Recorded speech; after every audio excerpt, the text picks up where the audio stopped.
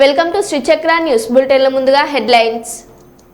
వైద్యురాలిపై హత్యాచార ఘటన హేయం. మాజీ chief whip BRS party Hanamkonda జిల్లా అధ్యక్షులు దాస్యం వినయ్ భాస్కర్.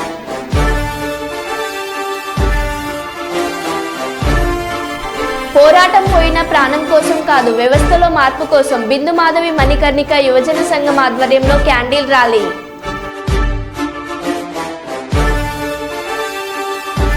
పాలకుర్తి ఇన్ఛార్జ్ ఝాన్సీ రెడ్డి జన్మదిన వేడుకలు.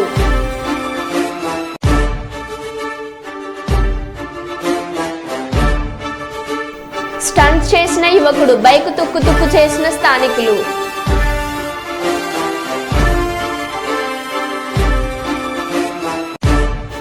డబ్బుతో కొంటున్న చదువులు, విద్యార్థుల భవిష్యత్తులో నాశనం చేస్తున్న MOP copy.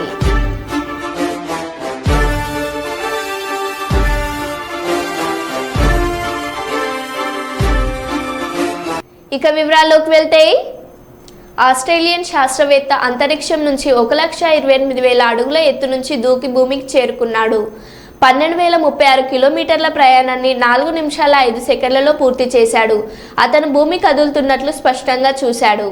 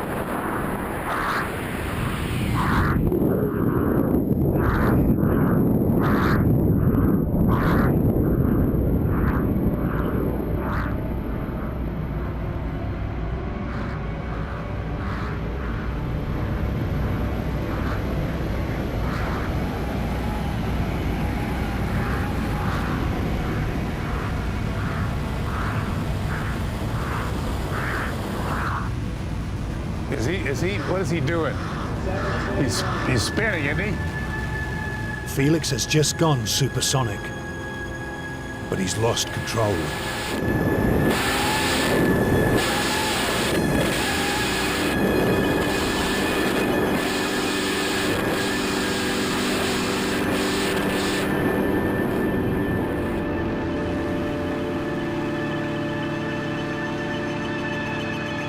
Gosh darn.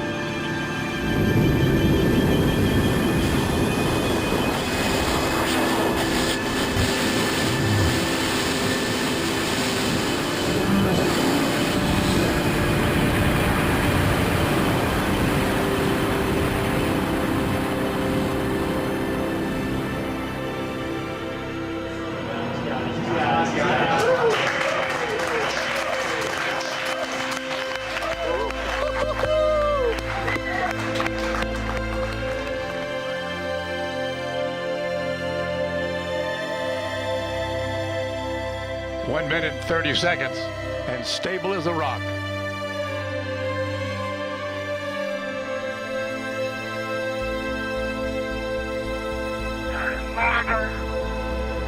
Felix, you calling me? Keep talking, Felix, keep talking. 3 minutes free fall, 3 minutes free fall. Anything. I have been following spin for a long time. Sounds like I had to half out. My laser is smoking up. Oh, indeed, my laser is smoking up. Felix, you're at the coldest altitude. The further you fall, the warmer it's going to get. I just have to keep it up. I'm pulling my laser.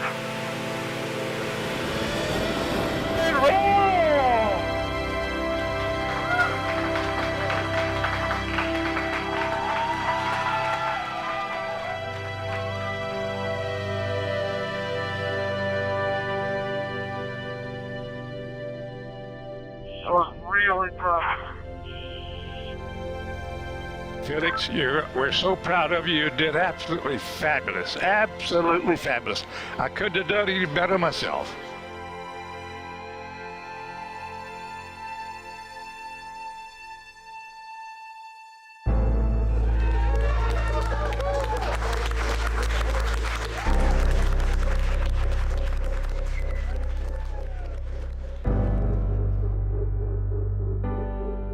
Revanth రెడ్డిని God ఫాదర్స్కే మేము భయపడలేదు, నీ తాటకు చప్పుళ్లకు భయపడం. ప్రతిపక్షం ప్రశ్నిస్తే రేవంత్ రెడ్డి వాళ్ళు చావాలి అని కోరుకుంటున్నాడు.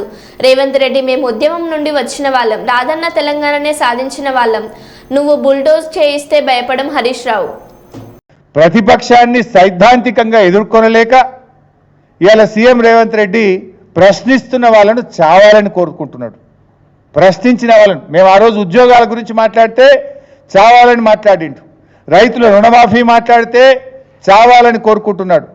ఈయన చూస్తుంటే ఎట్లా కనబడుతుందంటే రేపు భౌతిక దాడులకు కూడా పురిగొల్పేటువంటి ప్రయత్నం చేస్తున్నట్టు కనబడతా ఉంది. అంటే ఇవాళ చావాలనుకున్నాడు, రేపు చంపడానికైనా ప్రయత్నం చేస్తాడా అనే అనుమానం కలుగుతూ ఉంది ఈరోజు. అయినా మేము భయపడం, నీ గాడ్ ఫాదర్లకే భయపడలే, నీ తాటాకు చప్పుళ్లకు బెదరం మిస్టర్ రేవంత్ రెడ్డి గుర్తుపెట్టుకో అని చెప్తా ఉన్నాను నేను. ఇవి నువ్వు ఈ రకంగా ఏదో బుల్డోజ్ చేస్తా అంటే ఇక్కడ మేము ఉద్యమంలో నుంచి వచ్చిన వాళ్ళం, పోరాటాల నుంచి వచ్చిన వాళ్ళం, రానే రాదన్న తెలంగాణ సాధించినటువంటి వాళ్ళం. ఎట్టి పరిస్థితుల్లో నేను వదిలిపెట్టం. పెద్దపల్లి జిల్లా సుల్తానాబాద్ పట్టణ కేంద్రంలోని ఆర్యవైశ్య భవన్లో సుల్తానాబాద్ మండలంలోని వివిధ గ్రామాలకు చెందిన వారు అనారోగ్యం కారణంగా వివిధ ఆసుపత్రుల్లో చికిత్స పొందగా వారికి అయినటువంటి ఖర్చులకు సీఎం సహాయ నిధికి దరఖాస్తు చేసుకున్న వారికి సుమారు 60 లక్షల విలువ గల 236 సీఎంఆర్ఎఫ్ చెక్కులను కాంగ్రెస్ నాయకులతో కలిసి అర్హులైన లబ్ధిదారులకు పంపిణీ చేసిన పెద్దపల్లి శాసనసభ్యులు చింతకుంట విజయరమణారావు. అదేవిధంగా 238 మంది లబ్ధిదారులకు సీఎంఆర్ఎఫ్ చెక్కుల పంపిణీ కార్యక్రమాన్ని మరి ఈరోజు ఏర్పాటు చేసుకోవడం, మనం రైతు రుణమాఫీ కన్నా ముందే ఈ కార్యక్రమం పక్కగా నిన్ననే రైతు రుణమాఫీ జరగడం, మరి దాంతో ఇవాళ రైతుల రుణమాఫీ సందర్భంలో మన ముఖ్యమంత్రి రేవంత్ రెడ్డి గారికి కృతజ్ఞతా సభగా మనం సాంఘీభావం జరపడం కోసం ఈ ప్రభుత్వం తీసుకున్నటువంటి ఒక చారిత్రాత్మకమైనటువంటి గొప్ప నిర్ణయం ఏదైతే మన కాంగ్రెస్ ప్రభుత్వం తీసుకున్నటువంటి ఈ సందర్భంలో మన అంబేద్కర్ స్టాచ్యూ నుండి వైశ్య భవన్ వరకు రైతు రుణమాఫీ కార్యక్రమాన్ని విజయవంతంగా అమలు చేస్తున్నటువంటి మన ముఖ్యమంత్రి రేవంత్ రెడ్డి గారికి, మన ప్రభుత్వ కాంగ్రెస్ ప్రభుత్వానికి మద్దతుగా మరి మనందరం కూడా ఇక్కడికి ర్యాలీగా రావడం జరిగింది. ఈ కార్యక్రమంలో పాల్గొన్నటువంటి రుణమాఫీ అనేది ఈ దేశంలోనే ఒక చరిత్ర. మరి చరిత్రాత్మకమైనటువంటి ఈ రోజు కోసం మనందరం కూడా గత నెల రోజుల నుండి ఎదురు చూస్తూ ఉన్నాం. ఆనాడు రాహుల్ గాంధీ గారు, మరి మన రాష్ట్ర పిసిసి అధ్యక్షులు, ఇప్పటి ముఖ్యమంత్రి, అప్పటి రాష్ట్ర కాంగ్రెస్ పార్టీ అధ్యక్షులు రేవంత్ రెడ్డి గారి నాయకత్వంలో వరంగల్ రైతు డిక్లరేషన్ లో ఒక రైతులకు భరోసా ఇవ్వడం కోసం, రైతులను ఆదుకోవడం కోసం ఏకకాలంలో 2 లక్షల రుణమాఫీ చేస్తామని చెప్పి ఆనాడు చెప్పి ఇచ్చిన మాట కట్టుబడి మరి ఈ నెల జూలైలో ప్రారంభించి ఇలా 15 ఆగస్టు వరకు 2 లక్షల వరకు రైతులకు రుణమాఫీ చేయడం జరిగింది. దాంతో పాటు ఇంకా ఎవరు కూడా ఆశ్చర్యపడవలసిన అవసరం లేదు. రేషన్ కార్డు లేని వాళ్ళు కానీ మరి అక్కడక్కడ కొన్ని చిన్న చిన్న టెక్నికల్ ప్రాబ్లమ్స్ తోనే ఆధార్ కార్డు నంబరు తప్పువాడు, రేషన్ కార్డు నెంబర్ తప్పువాడు, లేకపోతే అకౌంట్ నెంబర్ తప్పువాడు, మరి ఇతర కారణాలతోనే ఇంకా దాదాపు 20% మంది రైతు రుణమాఫీ కాకుండా మిగిలిపోయినటువంటి రైతు కుటుంబాలు ఉన్నాయి. ఇవాళ మండే సోమవారం రాఖీ పౌర్ణమి, ఆ తెల్లారు మంగళవారం నుండి ప్రతి మండల కేంద్రంలో, ప్రతి రైతు వేదికలో, జిల్లా కలెక్టర్ కార్యాలయంలో హెల్ప్ లైన్ పెట్టి అవి కంప్లైంట్లు మళ్ళీ ప్రాబ్లంలో రైతుల ద్వారా రుణమాఫీ అని రైతులకు గ్రామాలకు అధికారులు పోయి వాళ్ళ దగ్గర నుండి సమాచారం తీసుకొని ప్రభుత్వానికి సమాచారాన్ని పంపించి సాధ్యమైనంత మేరకు అందరి రైతులకు రైతు రుణమాఫీ చేయడమే ఈ కాంగ్రెస్ ప్రభుత్వం ఉద్దేశం. వరంగల్ ఎంజీఎం ఆసుపత్రితో పాటు కాకతీయ మెడికల్ కళాశాల ప్రాంగణంలో ఉన్న పిఎంఎస్ఎస్వై ఆసుపత్రులను జిల్లా కలెక్టర్ సత్య శారదాదేవి సందర్శించి రోగులకు అందుతున్న వైద్య సేవలతో పాటు ఆసుపత్రిలో ఉన్న మందుల వివరాలను పరిశీలించారు. జిల్లాలో జ్వరాలు ప్రబలుతున్న వేళ ఆసుపత్రిలో తీసుకుంటున్నటువంటి చర్యలు, ఎంజీఎం బ్లడ్ బ్యాంక్లో ఉన్న బ్లడ్ నిల్వలను అడిగి తెలుసుకున్నారు. ఎంజీఎం ఆసుపత్రిలో కొన్ని మందులు కొరత ఉన్న మాట వాస్తవమేనని అడిగి తెలంగాణ సెంట్రల్ డ్రగ్ స్టోర్స్ నుండి తెప్పిస్తామని, అంతేకాకుండా ప్రైవేట్ ఆసుపత్రిలో పెద్ద మొత్తంలో వైద్య ఖర్చులు తీసుకుంటున్నారని సమాచారంతో ప్రైవేట్ ఆసుపత్రి యాజమాన్యులతో సమావేశం ఏర్పాటు చేయనున్నానని, ఎవరు కూడా అధైర్యపడవద్దని, అందరికీ సరిపడా అన్ని మందులు ఆసుపత్రిలో ఉంచుతామని కలెక్టర్ తెలిపారు.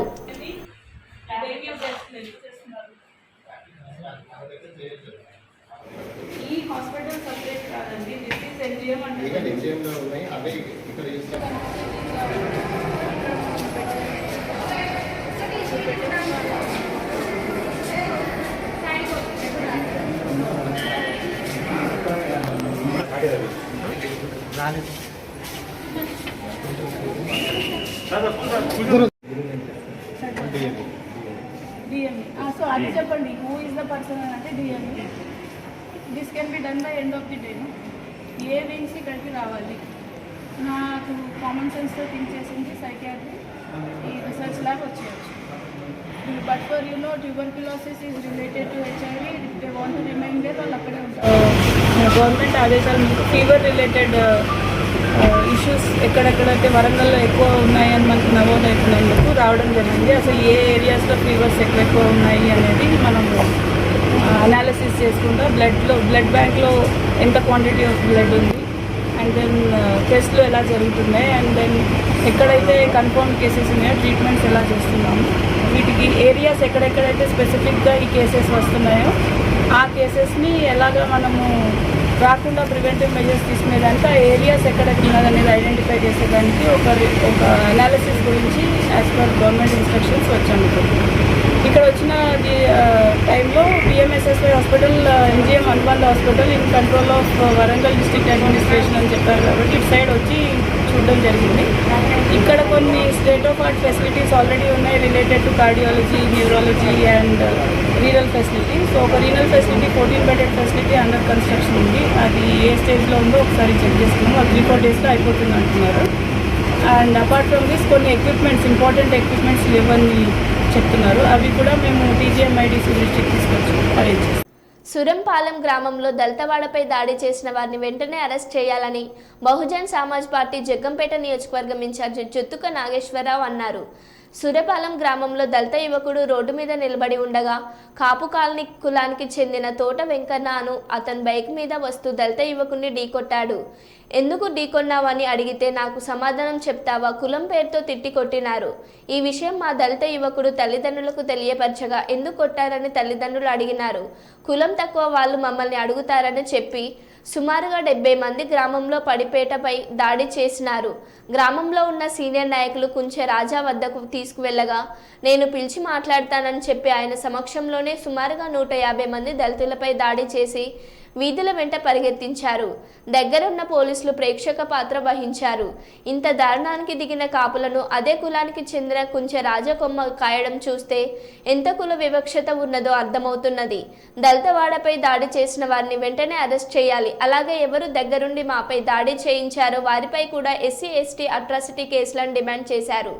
సూరంపాలెం దళితవాడపై దాడి చేసిన వారిని వెంటనే, సూరంపాలెం దళితవాడని దాడి చేసిన వారిని వెంటనే, సూరంపాలెం దళితవాడపై దాడి చేసిన వారిని వెంటనే, సూరంపాలెం దళితవాడపై దాడి చేసిన వారిని వెంటనే, సూరంపాలెం దళితవాడపై దాడి చేసిన వారిని వెంటనే. జై భీమ్. తీసుకుంటా నవ్వకండి, నా పేరు జుత్తుక నాగేశ్వరరావు. నేను బహుజన సమాజ్ పార్టీ జగ్గంపేట నియోజకవర్గ ఇన్ఛార్జిగా పనిచేస్తున్నాను. అయితే గండెపల్లి మండలం సూరంపాలెం గ్రామంలో ఆగస్టు 15 సాయంత్రం దళితుల కుర్రవాళ్ళని సెంటర్లో నుంచుని ఉంటే అగ్రకులస్తులు అటు బండి మీద వెళ్తూ వాళ్ళని టీకి బాబు ఎందుకు టీకావు అని అడిగినందుకు వాళ్ళు వాళ్ళ కమ్యూనిటీ దగ్గరికి వెళ్ళి ఒక 100 మంది 200 మందిని తీసుకొచ్చి పేటలో దాడి చేశారు. విశేషణరహితంగా కూడా మరి దాడి చేశారు. ఇదే విషయాన్ని గ్రామ ప్రెసిడెంట్ అయినటువంటి కుంచే రాజా దగ్గరికి తీసుకుని వెళ్తే కుంచే రాజా గారు నేను తెలుస్తాను రెండు రాని అక్కడికి మనందరినీ ఈ దళితులందరినీ కూడా అక్కడికి రప్పించుకుని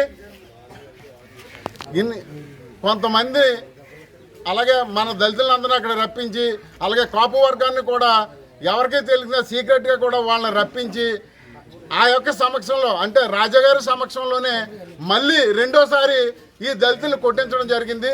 ఆ కొట్టేటప్పుడు కూడా హెడ్ కానిస్టేబుల్ గారు అలాగే ఏఎస్సీ గారు పంచాయతీ ప్రెసిడెంట్ అయినటువంటి కుంచే రాజా గారి సమక్షంలోనే కూడా మళ్ళీ దళితులపై రెండోసారి దాడి జరిగింది.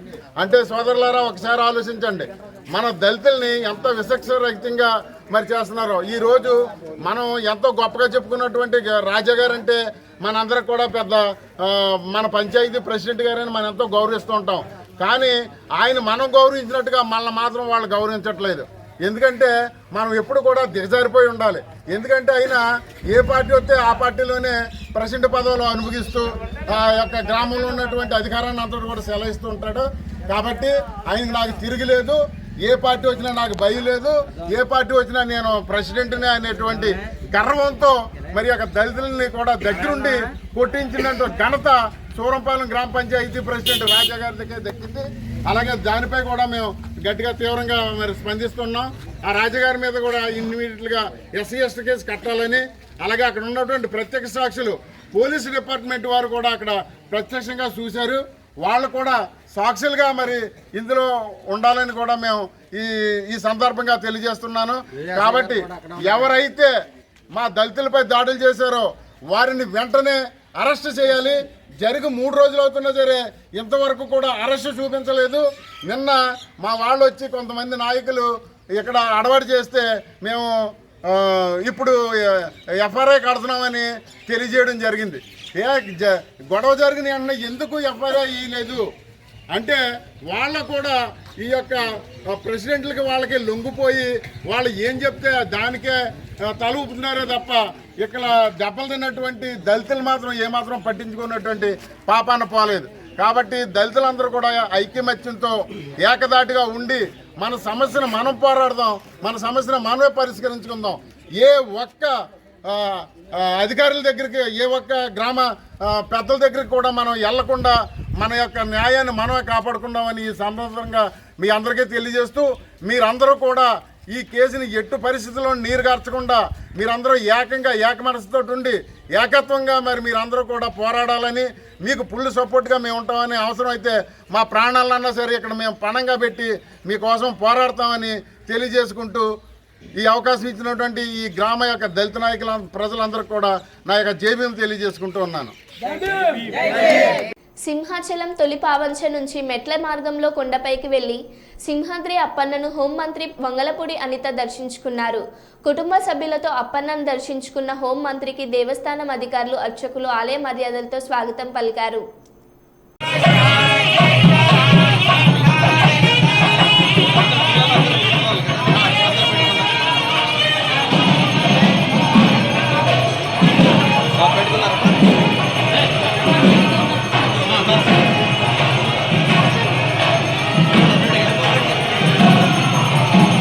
గద్వాల్ జిల్లా జూలకల్ స్టేజ్లో అర్ధరాత్రి షట్టర్ పగలగొట్టి దొంగతనం చేస్తున్న గుర్తు తెలియని దుండుగలు. వరుస దొంగతనాలతో హడలెత్తనున్న షాప్ యజమానులు.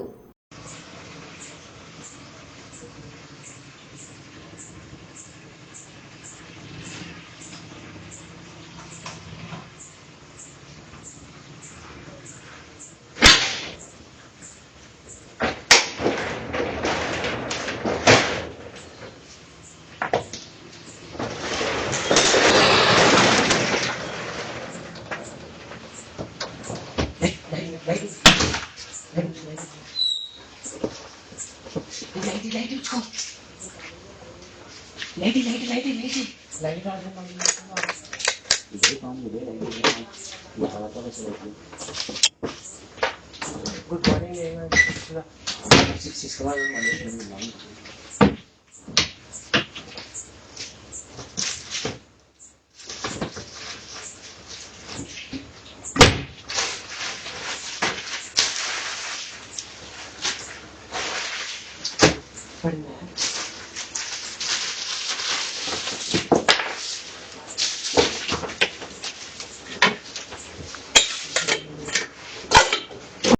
నిర్మల్ డిపో బస్ జగిత్యాల నుండి వెళ్తుండగా మోరపల్లి వద్ద 170 మందితో ప్రయాణిస్తుండగా బస్ వెనకాల 2 టైర్లు ఊడిపోవడం జరిగింది. అదృష్టవశాత్తు ఈ ప్రమాదంలో ఎవరికేమీ జరగలేదు.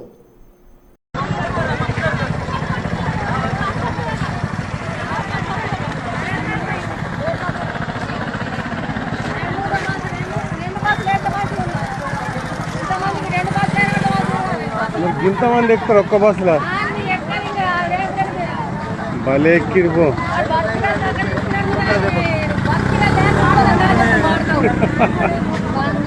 మరి ఏ మంచి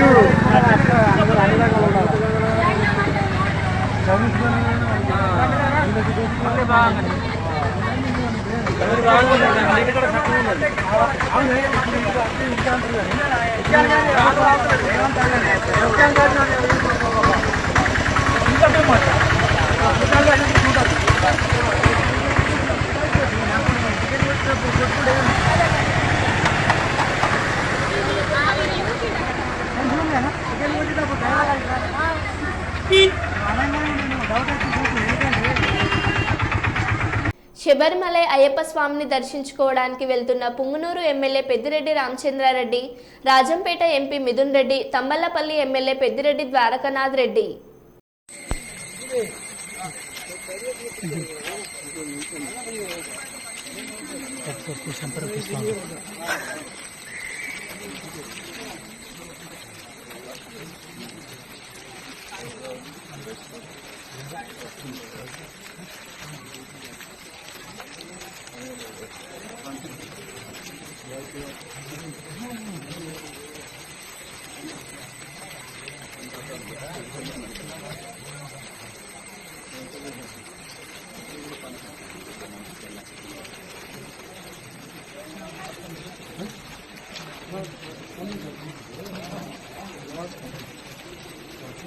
అక్టోబర్ 6న పిఎం పాలెంలో ఆర్హెచ్ కాలనీలో దొంగతనం జరిగింది. అర్ధరాత్రి ఈ దొంగతనం జరిగిందని 112కు ఫోన్ వచ్చింది. నేను ఛార్జ్ తీసుకున్నాక వారానికి నేను ప్రోగ్రెస్ తీసుకుంటూ ఉన్నాను. అనేక కోణాల్లో ఈ కేసును దర్యాప్తు చేశాను. అయితే ఈ చోరీ విషయమే అదే కాలనీకి సంబంధించి 3ను అదుపులోకి తీసుకోవడం జరిగింది. తప్పుగా సమాచారం ఇస్తే వారిపై కూడా చర్యలు తీసుకుంటాం. సరైన పద్ధతిలో ఈ కేసును దర్యాప్తు చేస్తాం. కంప్లైంట్ ఇచ్చిన వాళ్ళు కూడా ఎంత అయితే కొద్ది కాలం క్రితం పనోరమా హిల్స్లో జరిగిన చోరీలో సుమారు 1040 గ్రాములు బంగారం, 20 లక్షల డబ్బు పోయింది. ప్రతి ఇంటికి సీసీ కెమెరా తప్పనిసరి. అదే కాలనీ అయితే అందరూ కలిసి సీసీ కెమెరాలు ఏర్పాటు చేసుకోవాలి. ఇప్పటి వరకు దొంగతనాలు జరిగిన చోట తప్పకుండా సీసీ కెమెరాలు ఏర్పాటు చేయాలని సిపి ఆదేశాలకు జారీ చేశారు.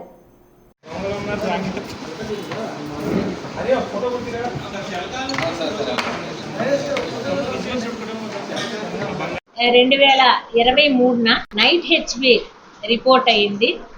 Complainant Dhananjaya Rao, RH colony. యాక్చువల్గా వాళ్ళ మిస్సెస్కి ఒంట్లో బాగలేకపోవడం వలన ఆయన అపోలో హాస్పిటల్లో జాయిన్ చేశారు. ఆయనకి 2 కూతుళ్ళు. అయితే అక్కడ ఎందుకు ఉంచడం అని చెప్పి వాళ్ళ మేనమామ ఇంటికి పంపించేసి ఇల్లు లాక్ చేసుకొని అపోలో హాస్పిటల్లో వాళ్ళు ఉన్నారు ట్రీట్మెంట్ కోసం. ఆ నైట్ అంటే 5-6 మిడ్నైట్లో అయింది. సో ఇమీడియట్గా పక్కింట్లో అంటే ఎవరైతే వాళ్ళ సిస్టర్ ఉన్నారో వాళ్ళు ఇంటిమేట్ చేయడంతో వచ్చి చూసుకున్నారు. ఇమీడియట్గా 112 కాల్ చేస్తే మా పోలీసులు వెళ్ళి కేసు రిజిస్టర్ చేయడం జరిగింది. అప్పటి నుంచి కూడా అసలు చాలా ఎఫర్ట్స్ పెట్టాము. నేను జనవరిలో జాయిన్ అయ్యాను. ఆ రోజు నుంచి ఎవ్రీ 10 డేస్కి కేసు ప్రోగ్రెస్ అయితే మాత్రం కంటిన్యూస్గా అడుగుతూనే ఉండేదాన్ని. ఆ గ్రేవ్ కేసు తాలూకా రిజల్ట్ ఏం చేశారు, ఏం చేస్తున్నారు, అసలు మీ సిఐ అయితేనేంటి, మీరైతేనేంటి, ఏం చేస్తున్నారని ప్రతి మీటింగ్లో కూడా నేను అడిగేదాన్ని. అయితే అప్పట్లో మేము చూచుకొండ సాయి అనేసి ఒక అక్యూజ్ని పట్టుకోవడం జరిగింది. సేమ్ ఆర్హెచ్ కాలనీలోనే వాళ్ళ ఇంటి పక్కనే వాడి రెసిడెన్స్ కూడా. వీడే కంపల్సరిగా చేశాడు అని మేము అనుమానించడం జరిగింది. చాలా రోజులు ఆడి తాలూకా ప్రవర్తనని, తర్వాత వాడు ఏమైనా ఖర్చు చేస్తున్నాడా, లగ్జోరియస్గా లైఫ్ ఏమైనా లీడ్ చేస్తున్నాడా లేకుంటే ఏం చేస్తున్నాడని అబ్జర్వేషన్ కూడా పెట్టడం జరిగింది. ఫస్ట్లో అయితే వాడే అనేసి ఒప్పుకొని మళ్ళీ డినై చేశాడు నేను కాదు అనేసి. అసలు జరిగిన ప్యాటర్న్ అంతా కూడా రియల్గా జరిగినట్టుగా చెప్పాడు. నిజమేనేమో వీడేనేమో అని ఇంకా మాకు అనుమానం అయితే బలపడిపోయింది. అయినా వాడు డినై చేయడంతో నేను అన్నాను వద్దు, అంటే చాలాసార్లు డినై చేస్తున్నాడు కాబట్టి ఇంకొక యాంగిల్లో మీరు ఆలోచించండి అని చాలా రకాలుగా చెప్పాను. అయితే అదృష్టవశాత్తు ఒక ఇన్ఫర్మేషన్ రావడంతో మనము ప్రొసీడ్ అయితే అదే RH కాలనీకి చెందినటువంటి ఒక 3 వ్యక్తులు ఈ హెచ్బి చేసినట్టుగా మనకి ఇన్ఫర్మేషన్ వచ్చింది. ఇమీడియట్గా ఒకరిని క్యాచ్ చేయడం జరిగింది. కోరాడ కరుణ కుమారు 19 years. ఇతను నియర్ బాబా కాలేజ్ దగ్గర అతని రెసిడెన్స్. సో అతన్ని క్యాచ్ చేస్తే మొత్తం అంతా కూడా ఎక్కడెక్కడ కొదవ పెట్టారు, కొంత వాళ్ళ దగ్గర కూడా రికవరీ చేయడం జరిగింది. సో చూడండి, అది అయితే 18 తులాస్ గోల్డ్ మొత్తం ఇంటాక్ట్గా రికవరీ చేయడం జరిగింది. అది మిగిలిన 2 అంటే ఇతన్ని మాత్రమే అరెస్ట్ చేశాము, ఇంకొక 2 కూడా అప్స్టాండింగ్ లో ఉన్నారు. వాళ్ళని కూడా పట్టుకొని ఇంకొకటి ఏదో స్టెప్ గోల్స్ ఏదో ఇందులో మిస్ అయిందనేసి అంటున్నారు. అది కూడా మేము రికవరీ చేస్తామనేసి మీ ముందు చెప్తున్నాము. అయితే నేను ఒకటి చెప్తున్నాను ఏంటంటే, కంప్లైనెంట్స్ చాలా వరకు ఎగ్జాగరేట్ చేసి చెప్పేస్తున్నారు. ఈయన FIR లో అయితే నియర్లీ FIR-లో 38 తులాస్ అన్నట్టుగా చెప్పారు. అంటే మేము కొంచెం ఆ ఫొటోస్ అవి చూసినప్పుడు అంచనా మేము వేసేస్తాం కదా, ఎన్నో సంవత్సరాలుగా చూస్తున్నాము, అవి ఎన్ని తులాలు ఉండొచ్చు ఏంటి అన్నది. మరో బులెటిన్లో మళ్ళీ కలుద్దాం. Stay tune.